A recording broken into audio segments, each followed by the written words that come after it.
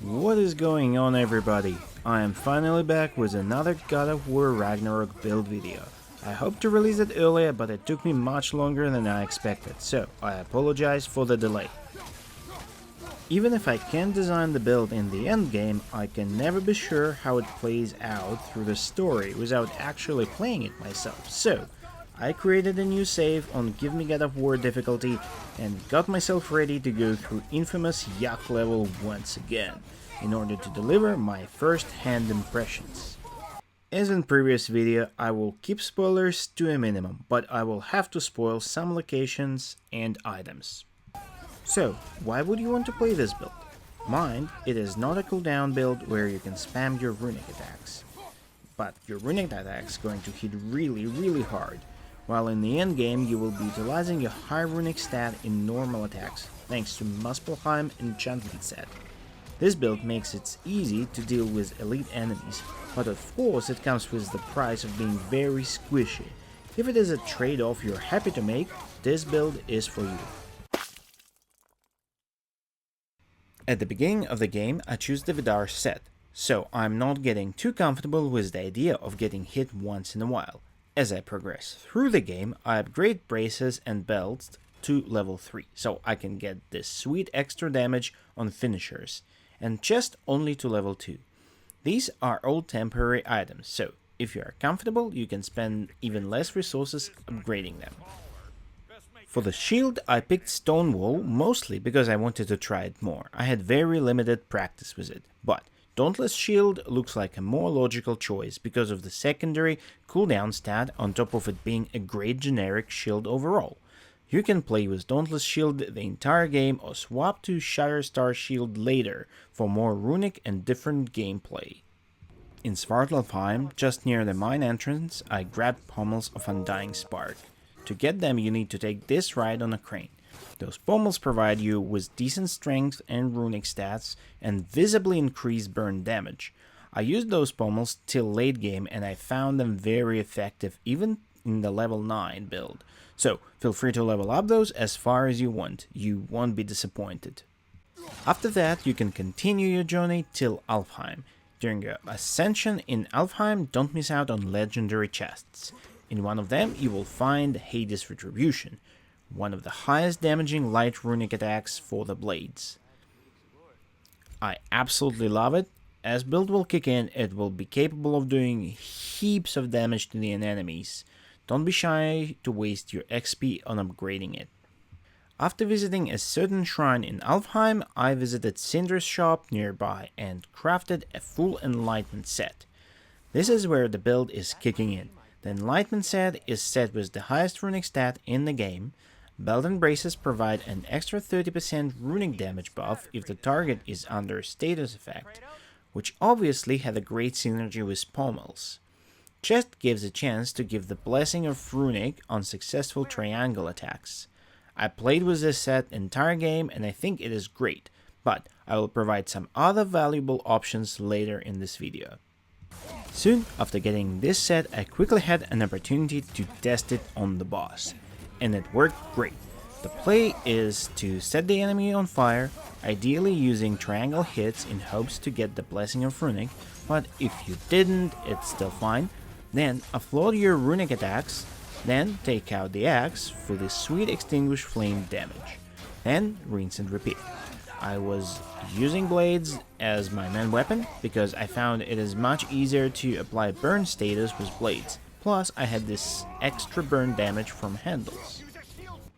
After completing the main quest in Alfheim, I headed to the Barrens, a new open world area. I stopped the storm and retrieved Rond of Affliction. It provides decent stats and explosions from status effects is not too bad either. I intend to swap it later, but you can easily play the entire game with it.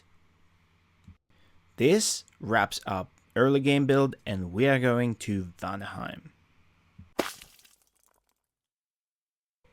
I would recommend grabbing Wrath of a Frost Ancient at the beginning of your main quest in Vanaheim. It is a great light runic attack for the axe that scales well with runic stat and absolutely melts bosses. Unfortunately, I was careless and didn't pick it up while I was passing by, and the area was locked until much later in the game. So, don't be like me and grab it before you part your ways with Brock. Then I picked up the Shutter Star Shield along the main quest route in this poisonous area. I use it because it provides extra runic, but gameplay takes a bit of time to get used to. If it's not your thing, obviously get back to Dauntless Shield, but I would still recommend at least giving it a shot. Fast movement with shield up is unique and interesting. Shield Strike has decent range and can create some space for you, which is important for runic build. Couple tips on using this shield in case you didn't know. First, shield charge drops down if you block, but it actually charges up if you parry. Second, if you perfect shield strike when receiving an attack, basically hit in the parry window, it will actually parry this attack and perform shield strike at the same time, knocking the enemy back. It is not easy to pull off, but when you do, it is really good. After completing the main quest in Vanaheim, I quickly head to an open area nearby just to grab the Jewel of Yggdrasil for later. I also was buying out Vanaheim enchantments from dwarves for the future. All Vanaheim enchantments will be eventually available in Dwarven Shop, and the Vanaheim set seems like a good choice since we are relying on applying status effects already. During my visit to Midgard, I went to Oarsman to grab another amulet upgrade, which required taking down another Huntress boss, but it was not too hard. Just need to get rid of ads quickly, and with this build, it's actually piece of cake even on GMGoW Difficulty. Grabbing amulet upgrades on the way is very important because this build relies on multiple enchantment sets. After getting the spear, I immediately unlocked Muspelheim. Both seeds are located in Svartalfheim, so instead of leaving the realm, I head down to the lake and row a bit. If you complete it in the service of Asgard Favor, you would already have the first half of the seed, and the second one can be obtained near the location of Dolin's Hammer, if you follow this quest. This quest also gives you quite a powerful runic attack for the spear, so worth having it done.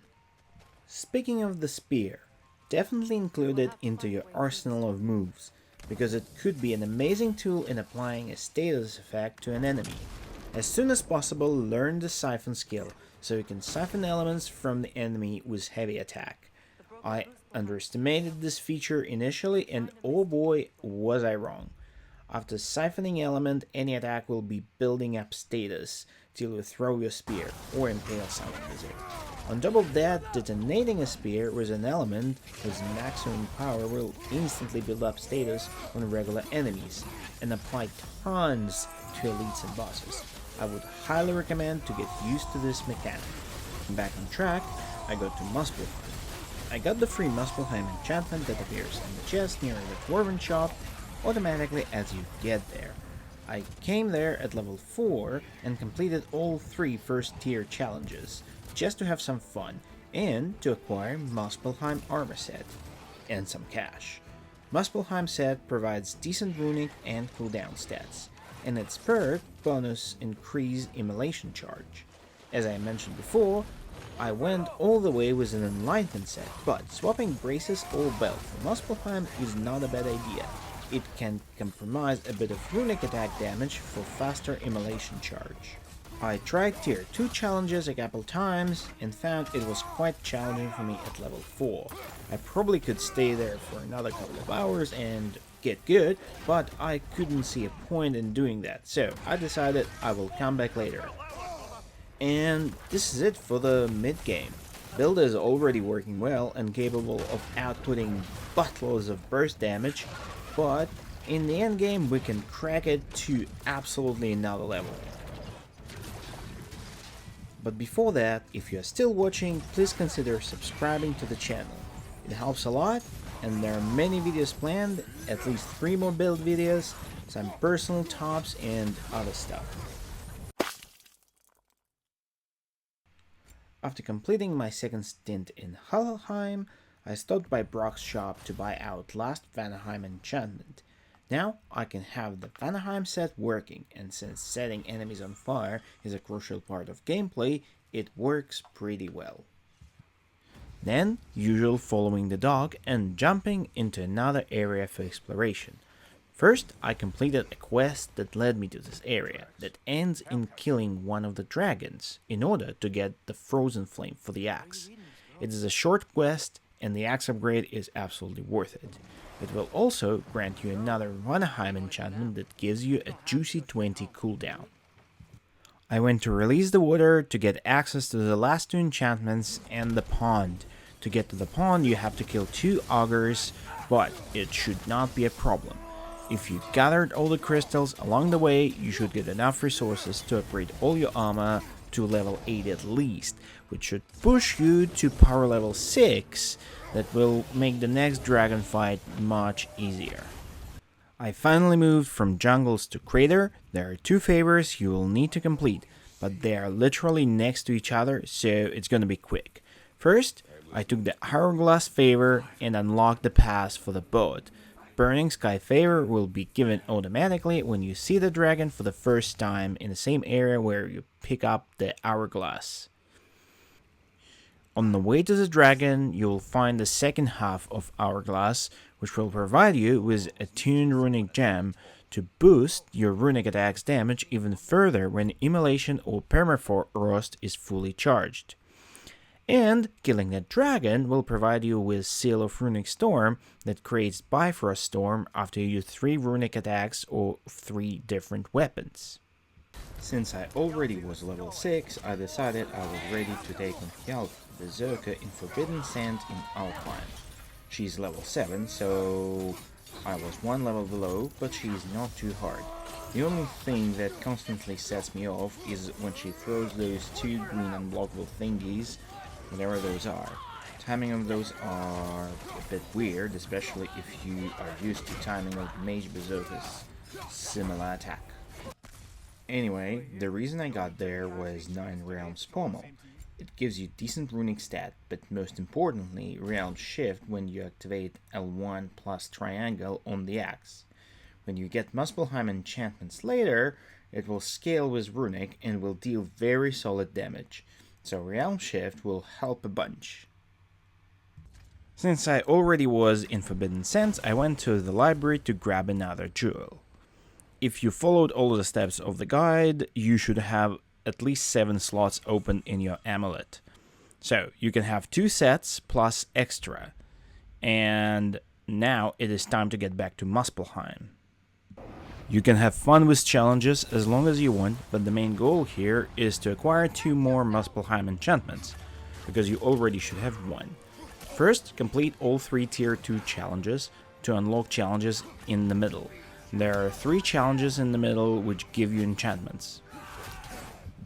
Shield Breaker challenge. For this one, you need to do the left challenge first, then the right one.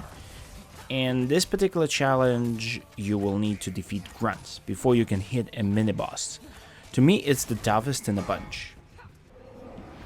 Phantom challenge. To unlock, do right, then left challenge. It's marginally easier compared to Shieldbreaker challenge. Grunts are easily killable with runics. Try to take down 2 pillars in a row and you should be fine. Onslaught challenge. To unlock, complete middle, then left challenge. In this challenge you need to survive for 300 seconds. Usually this challenge is one of the easiest, but it could be not that easy with a squishy type of build. You are not allowed to make that many mistakes. Now you can enjoy bonuses of Muspelheim and Vanaheim sets and at least 1 non-set enchantment. But as usual, I want to give you some options to try out. Set of Undying Pyres. You can mix in braces or belt from this set to increase your immolation gains, so you can realm shift with the axe more often. You can use bows as well, but this will be kinda different build. You already know where to get those. 9 realms pommels are good options as well if you prefer to slice enemies with blades more. You can get those from Hvistacker the Bold from Vanaheim. Pommels of Burning Unity will boost your immolation gain when you hit an enemy on fire. On top of that, those are the highest runic stat in the game. To get those, you will need to keep giving shards to the pond in Vanaheim.